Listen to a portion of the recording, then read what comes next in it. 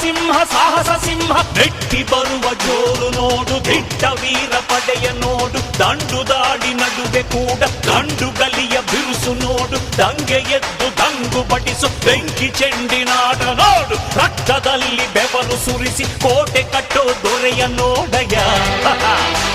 ಇವನಿದ್ದ ಕಡೆಯಲ್ಲೆಲ್ಲ ಘೋರ ಸಿಂಹ ಗರ್ಜನೆ, ಅದು ಯಾರು ಬಂದರು ಕೊನೆಯಾಗದು ಸಿಂಹ ಗರ್ಜನೆ.